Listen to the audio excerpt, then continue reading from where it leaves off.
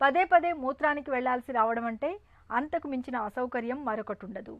తరచూ టాయిలెట్కు వెళ్లాల్సి రావడం, రాత్రిళ్ళు ఎక్కువసార్లు లేవాల్సి రావడం అనేది మామూలుగా అయితే పెద్దగా కంగారు పడాల్సిన పని లేదు. అయితే ఒక వయసు వచ్చాక 50 ఏళ్లు పైబడ్డాక ఇలాంటి మూత్రగండాలు ఎదురవుతుంటే మాత్రం ఆలస్యం చేయకుండా వెంటనే డాక్టర్ని సంప్రదించాలి.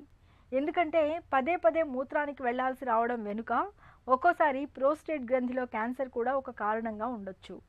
మలి వయసులో పురుషులకు పెను విపత్తుగా పరిణమించే ప్రోస్టేట్ క్యాన్సర్ను ముందుగానే పసిగట్టే మార్గాల గురించి ఇప్పుడు తెలుసుకుందాం.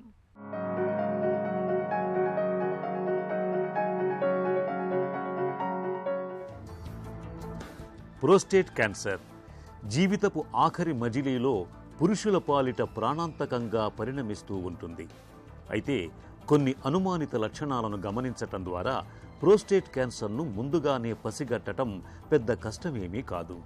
తరచూ మూత్రానికి వెళ్లాల్సి వస్తున్నప్పుడు, మూత్ర విసర్జనలో మంట, మూత్ర విసర్జనకు చాలాసేపు పట్టడం, రాత్రి వేళల్లో ఎక్కువసార్లు మూత్ర విసర్జనకు లేవాల్సి రావటం, ధార తగ్గటం, మలి వయసులో ఇవన్నీ ప్రోస్టేట్ గ్రంథిలో అనారోగ్యాన్ని పట్టి చెప్పే అనుమానిత లక్షణాలు.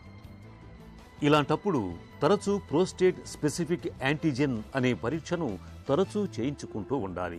రక్తంలో PSA శాతాన్ని బట్టి ప్రోస్టేట్ గ్రంథిలో క్యాన్సర్ ఆనవాళ్లను ముందుగానే గుర్తించి తగిన చికిత్సతో పాటు నివారణ చర్యలు తీసుకునే అవకాశం మనకు ఉంటుంది.